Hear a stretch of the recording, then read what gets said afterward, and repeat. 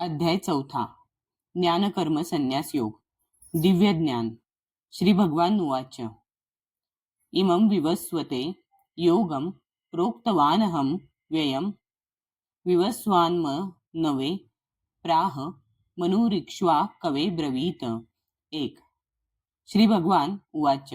श्री भगवान म्हणाले, इमं हा विवस्वते सूर्यदेवाला योगम एखाद्याचे भगवंतांशी असणाऱ्या संबंधाविषयीचे विज्ञान प्रोक्तवान उपदेश केला अहम मी अव्ययम अव्यय किंवा अविनाशी विवस्वान विवस्वान सूर्यदेवाचे नाव मनवे वैवस्वत नामक मानव जातीचा जनक प्राह सांगितला मनु मानव जातीचा जनक इक्ष्वाकवे राजा इक्ष्वाकुला अब्रवीत म्हणाला. भगवान श्रीकृष्ण म्हणाले, मी या अव्ययी योग विद्येचा उपदेश सूर्यदेव विवस्वानाला केला आणि विवस्वानाने तो उपदेश मानव जातीचा जनक मनूला केला आणि मनूने तो इक्ष्वाकुला केला. तात्पर्य. या ठिकाणी जेव्हा सूर्यलोक तसेच इतर लोकांतील राजघराण्यांना भगवद्गीता सांगण्यात आली तेव्हापासूनचा अत्यंत पुरातन असा गीतेचा इतिहास आपल्याला आढळतो. विशेषतः सर्व ग्रह लोकांतील राजांनी आपल्या प्रजेचे संरक्षण करावयाचे असते. यास्तव नागरिकांवर योग्य प्रकारे राज्य करण्यामध्ये तसेच त्यांचे भौतिक कर्मबंधनापासून संरक्षण करण्यामध्ये समर्थ होण्यासाठी राजघराण्यातील लोकांनी भगवद्गीतेचे विज्ञान समजून घेणे आवश्यक आहे. भगवंतांशी असणाऱ्या शाश्वत संबंधाचे आध्यात्मिक ज्ञान जाणून घेणे हा मनुष्य जीवनाचा उद्देश आहे आणि सर्व राज्यांचे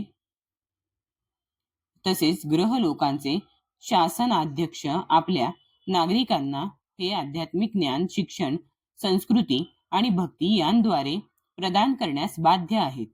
दुसऱ्या शब्दात सांगावयाचे तर कृष्ण भावनेच्या विज्ञानाचा प्रसार करणे हे सर्व राज्यांच्या शासनाध्यक्षांकडून अपेक्षित असते, जेणेकरून जनतेला मानवी जीवनाच्या सुसंधीचा सदुपयोग करून यशस्वी मार्गाचे अनुसरण करता येईल.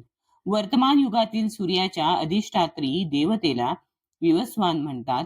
तो सौर मंडळातील सर्व ग्रहांचा उद्गम आहे. ब्रह्मसंहितेमध्ये 5.52 सांगण्यात आले आहे की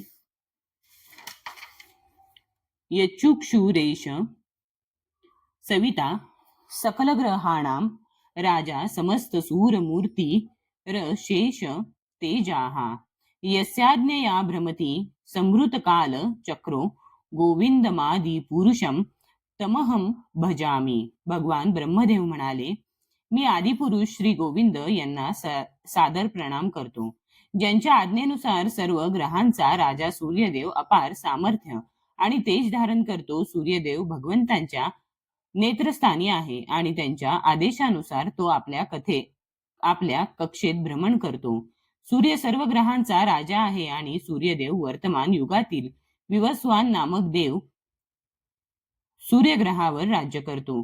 सूर्यग्रह इतर सर्व ग्रहांना उष्णता आणि प्रकाश यांचा पुरवठा करून त्यांचे नियंत्रण करतो. तो श्रीकृष्णांच्या आज्ञेनुसार भ्रमण करीत असतो आणि भगवान श्रीकृष्णांनी सर्वप्रथम विवस्वानाला भगवद्गीतेचे विज्ञान समजावून देण्याकरिता आपला पहिला शिष्य केले. म्हणून गीता हा क्षुद्र सांसारिक पंडितांकरिता असलेला केवळ काल्पनिक प्रबंध नसून तो अनंत काळापासून चालत आलेला ज्ञानाचा प्रमाणित ग्रंथ आहे.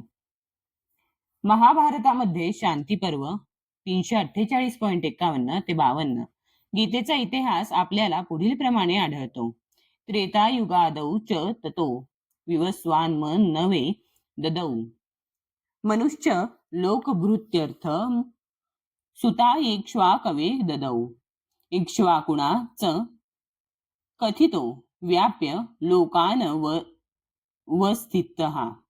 त्रेतायुगाच्या प्रारंभी भगवंतांशी असणाऱ्या संबंधाविषयीचे हे विज्ञान विवस्वानने मनूला सांगितले.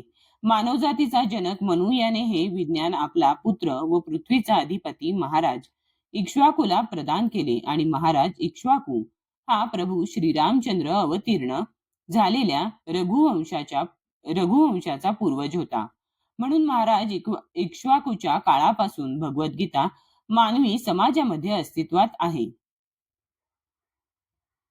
4:32,000 4,32,000 वर्षे चालणाऱ्या वर्तमान कलियुगातील नुकतीच 5,000 वर्षे संपली आहेत. यापूर्वी द्वापार युग 8,000,000 वर्षे 8 लाख वर्षे होते आणि द्वापार युगापूर्वी त्रेतायुग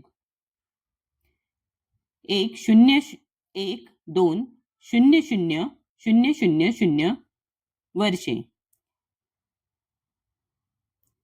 1 दशलक्ष 2 लाख वर्षे होते. याप्रमाणे सुमारे 2,005,000 2 दशलक्ष 5,000 वर्षांपूर्वी मनूने भगवद्गीता आपला पुत्र आणि शिष्य पृथ्वी लोकाचा अधिपती महाराज इक्ष्वाकूला सांगितली. वर्तमान मनूचे आयुष्य सुमारे 3,053,000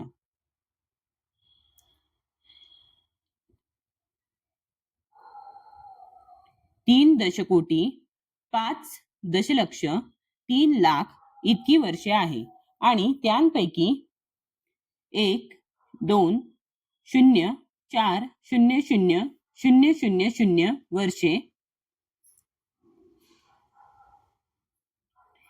1 दशकोटी 20 दशलक्ष 4 लाख वर्षे व्यतीत झाली आहेत.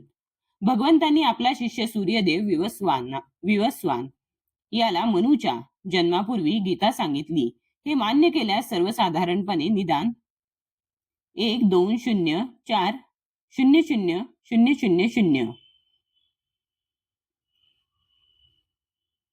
1 दशकोटी 20 दशलक्ष 4 लाख वर्षांपूर्वी गीता सांगण्यात आली आणि मानवी समाजात गीता 2,000,000 20 लाख वर्षांपासून अस्तित्वात आहे.